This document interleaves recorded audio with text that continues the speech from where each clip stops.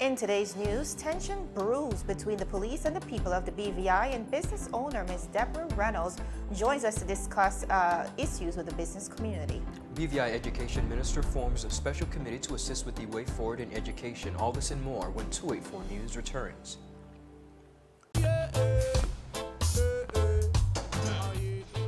Father Jesus, that line here long like church service. Alright, do enjoy the rest of the day. Next customer line, please. Wait, hold on a second. Yes, Sonny boy, come, yes, Good son. morning. Good morning, Sonny boy. Hold on there. You must have cut fun topic. It's okay, I'll take care of it. What? No man, forget you. How may I assist you?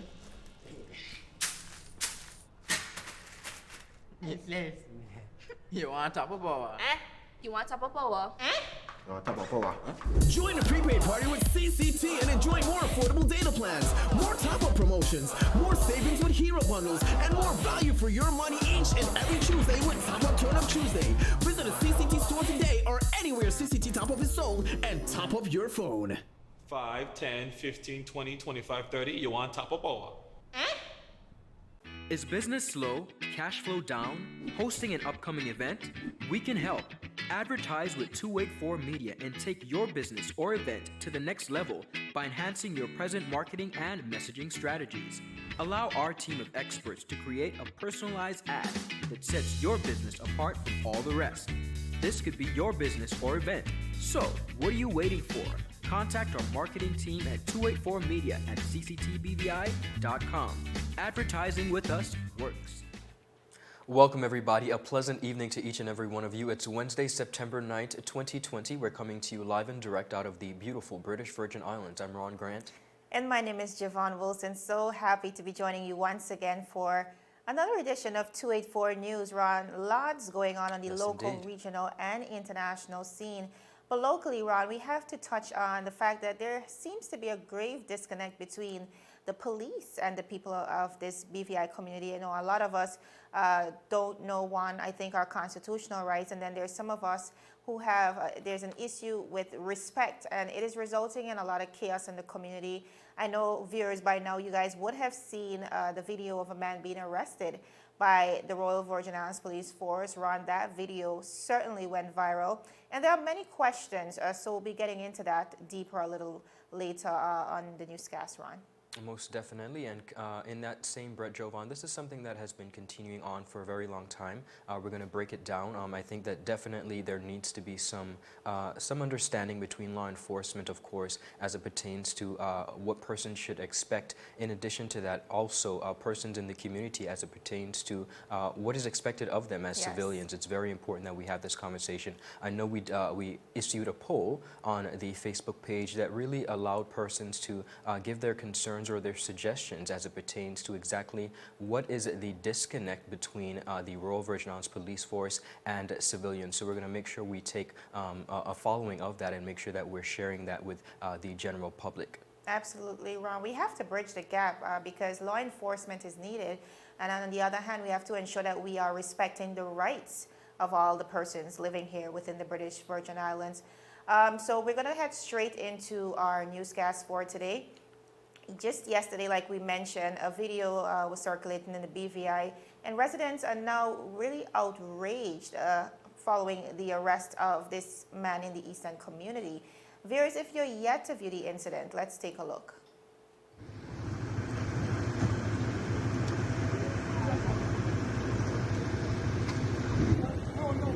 Nobody put your hands up.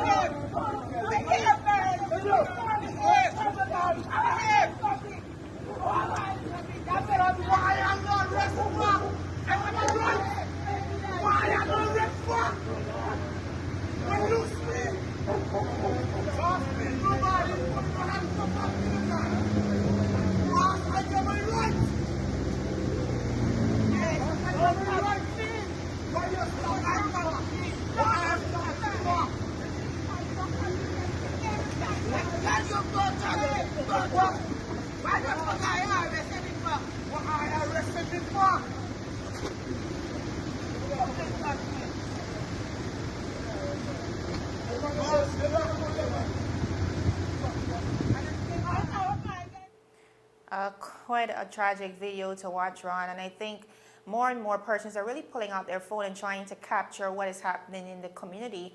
And it's common, Ron. A video could only capture so much as it relates to the facts of the story. Of course, and there are always two sides to a story. Right, always. Yes, we've said this before more than once. So we saw it fit to actually reach out to the members of the Royal Virgin Islands Police Force. Now, Acting Information Officer Ms. Akia Thomas confirmed indeed that the individual in question was approached for what appeared to be a traffic violation. Ms. Thomas said the individual, in an attempt to escape, then led police on a high-speed chase throughout the eastern community before colliding with the police vehicle in the Fat Hawks Bay area. Now, viewers, that was yesterday before he was actually charged. Now, upon following up today, the Royal Virgin Islands Police Force said that the individual in question is 37-year-old Mr. Brenton Penn of Sound Road, who is now slapped with 7 charges, namely 1, reckless and negligent act, traveling backwards with motor vehicle more than requisite, failure to stop at the sound of a siren, resisting arrest, 6 counts of prohibition of tint, and 2 counts of failure to stop the vehicle at the request of a police officer. Now, based on the police's report, nothing illegal was found in Mr. Penn's possession. He was granted bail in the amount of $5,000 and is now set to appear before the magistrate's court on October 27th of this year.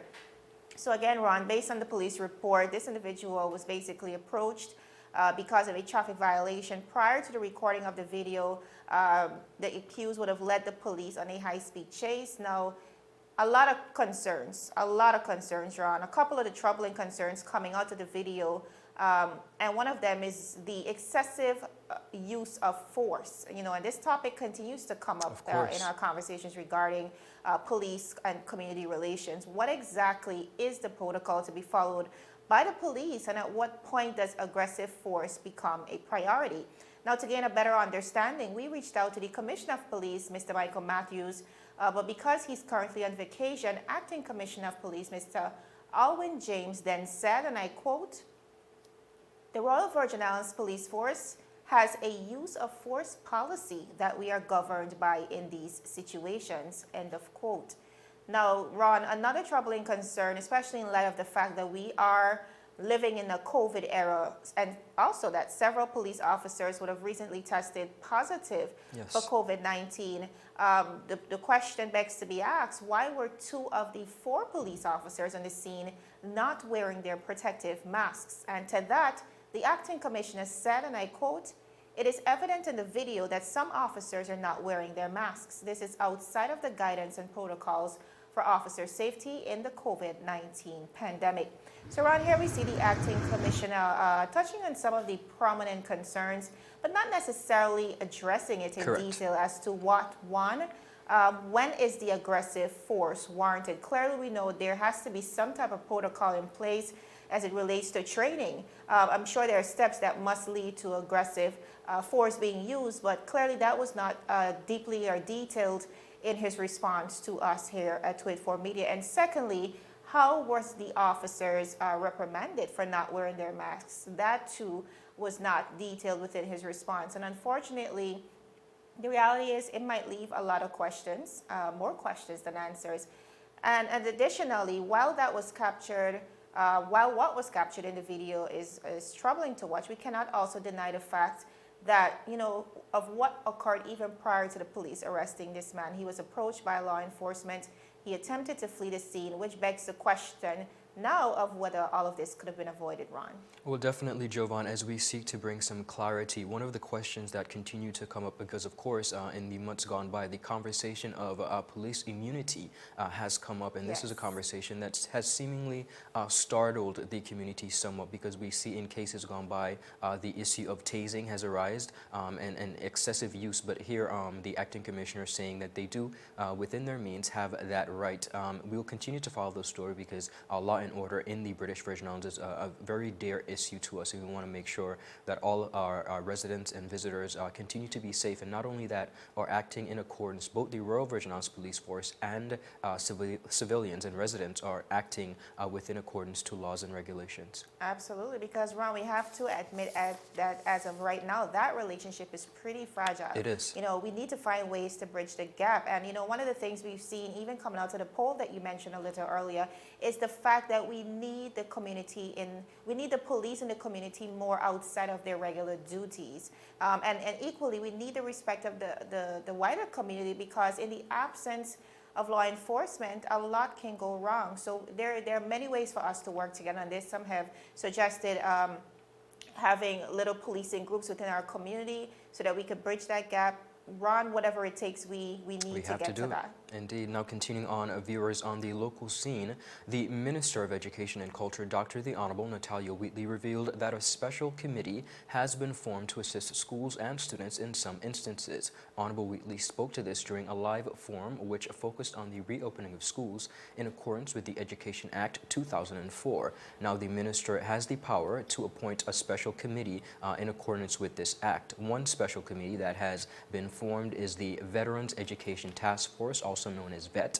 This committee will provide support to the school system in a variety of ways. Now, the group consists of veteran educators that are retired but have volunteered to assist the school system in the territory of the Virgin Islands. The minister mentioned educators such as Irma Vanterpool, Carol O'Neill, Lorna Dawson, Cecily Malone, Quincy and Curlin Letsom, and many others. Now, the education minister also revealed that an education advisory council will be formed this year. Now, this group will serve as an advisory committee to the Minister of Education and Culture. Now, this committee will comprise of representatives from the business community, as well as the H. Lively Style Community College, University of West Indies Open Campus, the Teachers Union here in the BVI, education officers, Parent-Teacher Association, and of course, representative of principals. The Honorable Minister explained that this allows for collaboration across many different stakeholder groups within education. He further explained that this will provide a way for more scientific and strategic method of making decisions and will give him access to different viewpoints from different sectors. Jovan, as we know, school has officially been called to order this September 7th. We know teachers and education officials have already been engaged in meetings as well as professional development sessions. Now, the record would show that sessions will not be beginning for students until September 21st. However, with the announcement that schools will be strictly online for the rest of the year, of course, during the pandemic, many persons and many residents have shared their viewpoints, particularly those who have kids, and some of the concerns that we came about are as follows. My child's education is my moral obligation, not a political initiative, one parent said, speaking on the issue of homeschooling. Another Yes. said public schools should be an option, not an imperative. And if I have to stay at home and coordinate homeschooling, I should be able to consider all homeschooling options. I think what we're seeing here as it pertains to education and residents is there seems to be some disparities where residents feel as though they should have some options of private education, whether it's homeschooling or even perhaps granting private accredited schools in the territory the option to still operate. It seems, however, that the overall consensus is that because public schools are closed, that means that all other facilities and all other private facilities, education facilities, are closed as well. And it seems that across the board, parents and residents would like somewhat of an option. You know, Ron, because this is such a fluid situation, and, you know, a lot has been changed, especially within the education sector, we have been forced essentially by the result of COVID-19 to transition into a virtual era, and it has brought a lot of challenges. Of course. Now, one of the things, like you mentioned, is persons being really concerned about not being able to homeschool, and I think that stems out of the press conference, it was a press conference. Yes. Slash interview that was channeled through the government forum last night. And one of the things coming out of that is a ban, and as it relates to homeschooling. But I would like to clarify, based on what was said, it's in accordance to the Education Act, and Okay. I think as reported on one of the news sites, it says you cannot apply for the rest of the academic year, and that is incorrect. What was actually said is we must be able to apply 3 months prior to homeschooling our children to ensure that the educational forum and the educational goals going forward for the next academic year is shared with the Ministry of Education. In addition to that, they must be registered with one of the educational institutions within the BVI. Correct. What the minister said within that conference is the fact that it is now too late for you to register your child for home. For this semester, yes. For this semester. But that does not negate the fact that you can move forward, going forward into the rest of the academic year. So we have to be really careful with the language. I think a lot of persons, I think it's expected, a lot of information to digest in this time run as we transition into virtual education. But we have to be clear on what the options are. The minister has said within the act, and it's in accordance to the Education Act, you must apply 3 months prior to that. All right, we have so much more in store for you, viewers. Still ahead, the business community is speaking out. Yes. Joining us live and direct is Miss Deborah Reynolds, a local businesswoman, and who's going to be sharing her insight as a result of the curfew and the impact, and also Virgin Islander and VP of IBM's North America Global Markets makes a Fortune magazine's Coveted 40 under 40 in the tech list. A wonderful story. We have all the details. You're watching 284 News. Father Jesus, that line here long like church service. Alright, do enjoy the rest of the day. Next customer line, please. Wait, hold on a second. Yes, Sonny boy, come. Yes, Good son. morning. Good morning, Sonny boy. What on? You must have cut fun topic. It's okay. I'll take care of it. What? No man to take care of me. How may I assist you?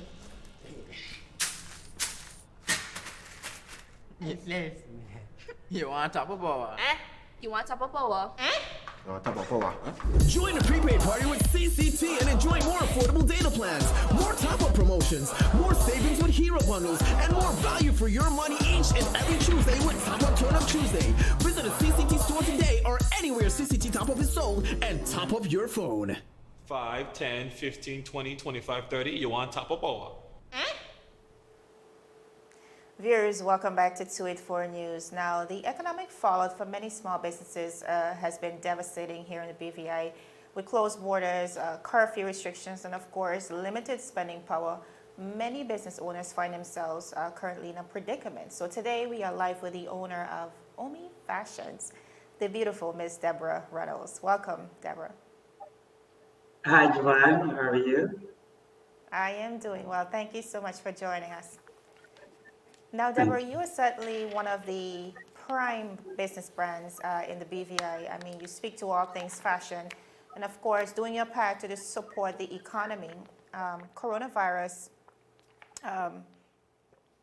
and this pandemic is now upon us, and like many others, you too are struggling. So speak to us about what has been happening as it relates to your business. Before you get into that, how long have you been in business, Ms. Reynolds?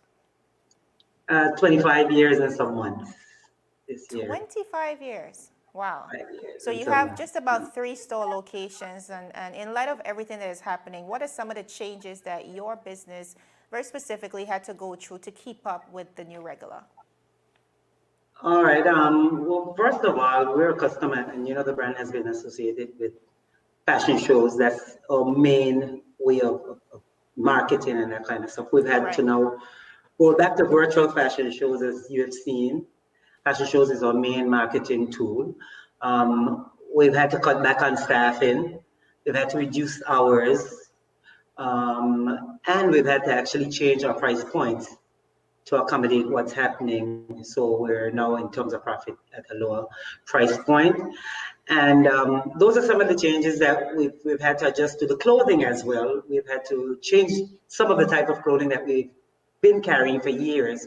We've been known basically as a dress shop and a lot of dressy stuff we used to have. We've gone to more basic pieces, adjusting to people, and now a lot of people are working from home and just they're looking for basic leisurely type of clothing. So we've had to adjust that way. And of course, keeping up with all the protocols required by the health authorities, yeah?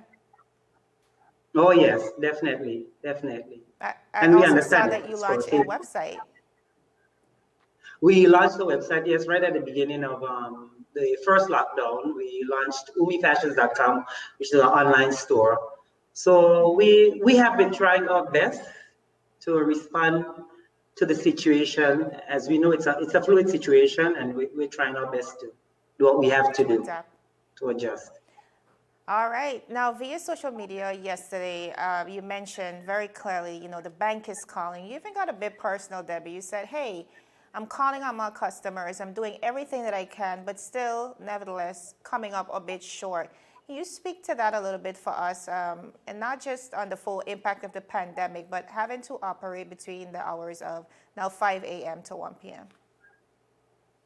All right, well, we're not even operating from 5 a.m. to 1 p.m. Remember, we're not operating at all. We're still closed, as you know. Yeah, we're still waiting for You're right.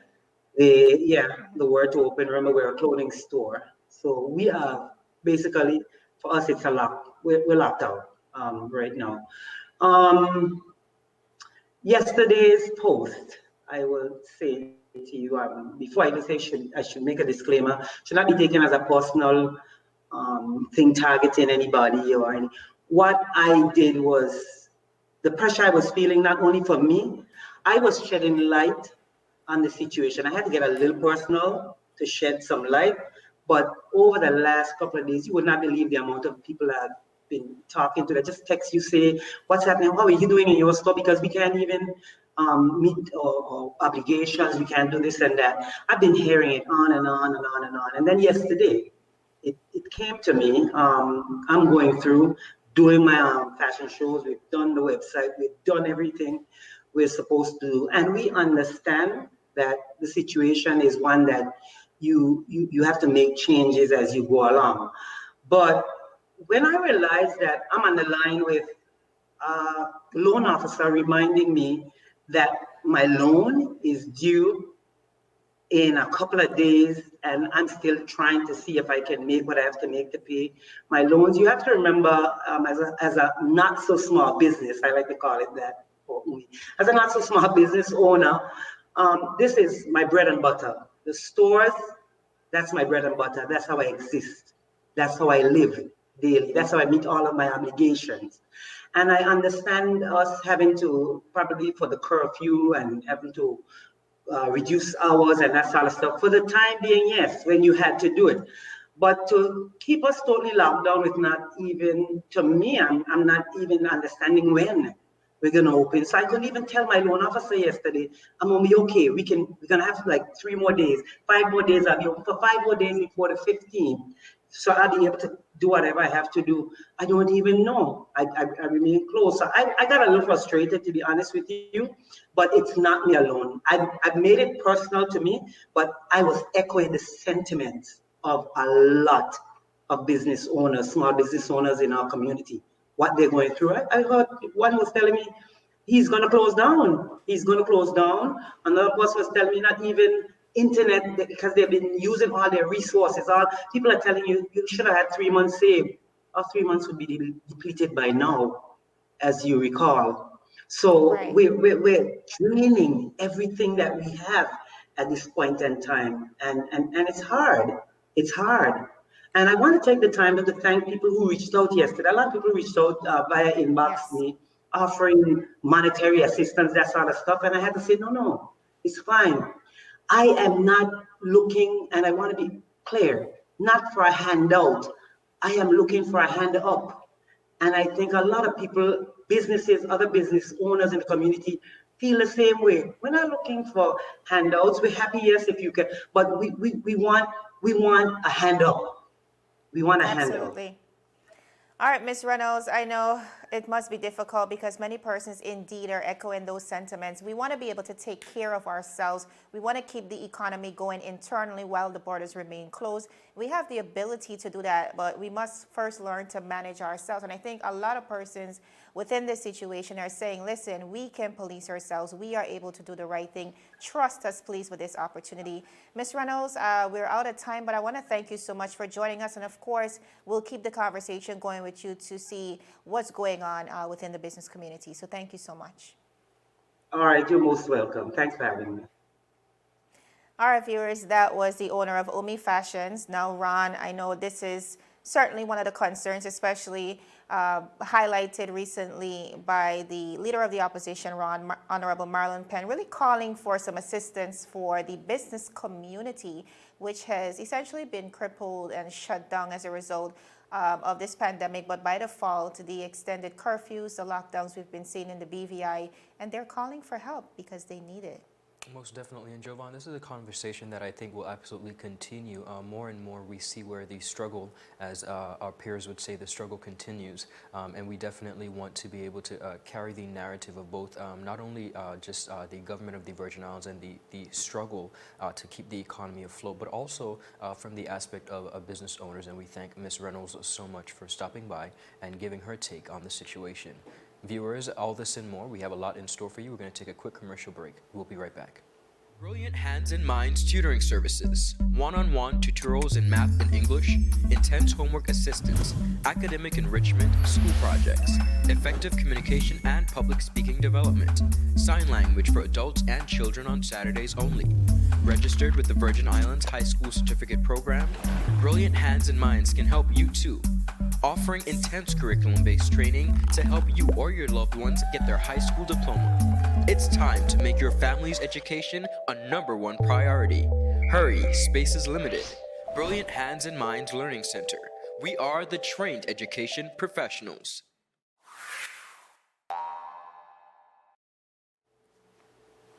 Viewers, welcome back to 284 News. Now, as we begin to count down, Guyana police yesterday arrested 7 persons in connection with the shocking murders of 2 teenage boys in the West Coast Berbice area. Now, Isaiah, as well as Joel Henry, ages 16 and 19 respectively, were found murdered on Sunday at a coconut farm in that area a day after they went missing.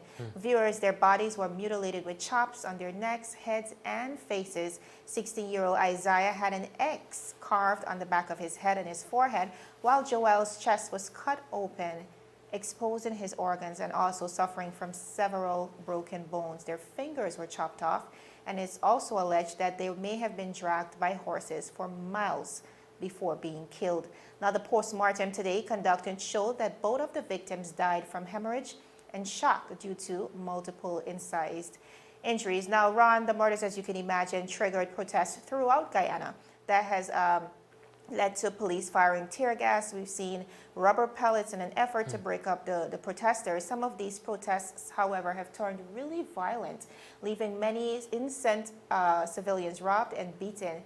And unfortunately today, Ron, we are also learning that a 17-year-old boy was also murdered this morning. Now, Ron, this is an age-old issue we've been trying to deal with in my home country, Guyana. I mean, I sit here today as a journalist in the British Virgin Islands, but I am Guyanese, and you know, it really pains me to see that in this day and age, in light of everything that I've seen in the past and heard of, never have I seen such a barbaric act committed against the young people in our community. Not only that, we now see that many persons are retaliating, and as a result of that, another innocent young life was lost. So, Ron, as we continue to fight for empowerment of our people across the world, just across in the region, we see these crazy things continuing to happen. Most definitely, and of course, we are going to continue to follow that story. Viewers, we are out of time, but it's always a pleasure. I'm Ron Grant. And my name is Javon Wilson. Thank you so much, viewers, for joining us. And also, we want to take this time just to close out with a moment of silence in remembering one of our long-standing workers here at CCT and 284 Media, Mr. Don Fifield, who unfortunately has passed away. And we want to take this time just to give it tribute to this stalwart leader and worker who has contributed so much not only to the company but to the territory of the British Virgin Islands. Absolutely. May his soul continue to rest in peace, Ron.